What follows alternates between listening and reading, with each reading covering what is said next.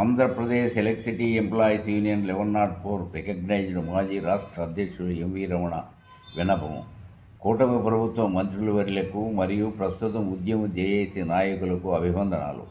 ప్రస్తుతం జేఏసీ నాయకులు ఉద్యమం పొందుపరిచిన కార్మిక సమస్యలు 2 సంవత్సరముల క్రితము ఆనాటి జేఏసీ నాయకులు ఉద్యమంలో పొందుపరిచినవే.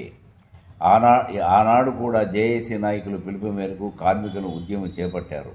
ఉద్యమం పతాక స్థాయి చేరిన సందర్భంలో సమ్మెకు ముందు రోజు అప్పటి జేఏసీ నాయకులను, అప్పటి విద్యుత్ శాఖ మంత్రులు, ఆనాటి ఎనర్జీ సెక్రటరీ, ఇతర అధికారులు చర్చలకు ఆహ్వానించి సమస్యలు పరిష్కరించకపోగా ఒకవైపు చర్చలు జరుగుతూ మరోవైపు జేఏసీ నాయకులలో చీలిక తెచ్చి కార్మిక నాయకులను భయభ్రాంతులు చేసి ఉద్యమం నీరుగార్చారు. దీనికి ముఖ్య కారణము విద్యుత్ శాఖ మంత్రులు, ఎనర్జీ సెక్రటరీ, ఇతర అధికారులు బాధ్యులు. అయితే ఆనాడు ఉద్యమంలో పాల్గొన్న కార్మికులు జేఏసీ నాయకులను అపార్థం చేసుకోవడము అత్యంత శోచనీయం.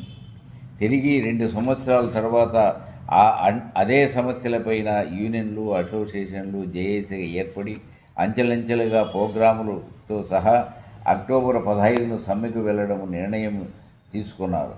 సమ్మె ప్రతిని ఎనర్జీ సెక్రటరీ గారికి, ఇతర అధికారులకు అందజేయడం జరిగింది. ప్రస్తుతం ఉద్యమం పతాక స్థాయికి చేరుకున్నది. ఈ సందర్భంలో జేఏసీ నాయకులకు, సీనియర్ నాయకులుగా నా విన్నపం, ఈ దఫా కూడా అదే ఎనర్జీ సెక్రటరీ, ఇతర అధికారులు చర్చలకు ఆహ్వానించి సమస్యలు పరిష్కరించకుండా జేఏసీ నాయకులలో చీలిక తెచ్చే ప్రమాదం ఉన్నది. తస్మాత్ జాగ్రత్త. ఏ నిర్ణయమైనా జేఏసీ నాయకులు సమష్టి నిర్ణయం తీసుకొని కార్మిక సమస్యలపైన దృష్టి పెట్టాలని అభ్యర్థిస్తున్నాను. ఈ సందర్భంలో గౌరవనీయులు రాష్ట్ర ముఖ్యమంత్రి వర్యులకు నా విన్నపం ఏమనగా, ప్రస్తుతం జేఏసీ నాయకులు పొందుపరిచిన డిమాండ్లు దీర్ఘకాలికంగా ఉన్నవే. ఈ సమస్యలను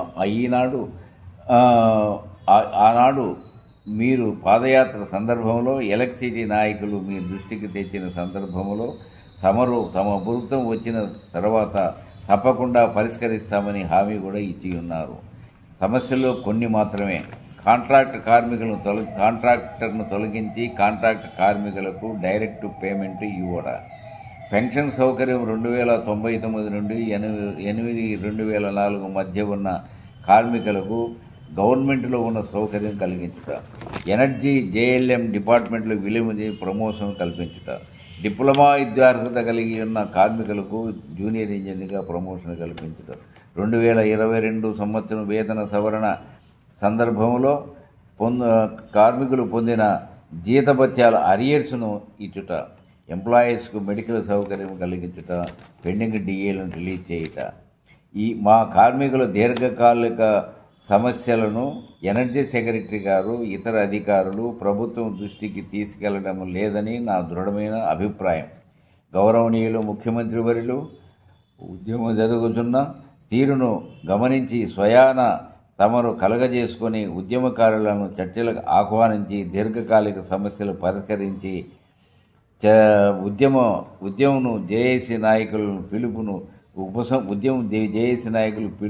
పిలుపును సంహరించుకునేటట్లు ప్రజలకు ఇబ్బంది కలుగజేయకుండా చూస్తారని మిమ్మల్ని ప్రార్థిస్తున్నాను. ఇట్లు తమ విధేయుడు ఎంవి రమణ, మాజీ రాష్ట్ర అధ్యక్షులు, ఏపీ యూనియన్ 1104 కడప.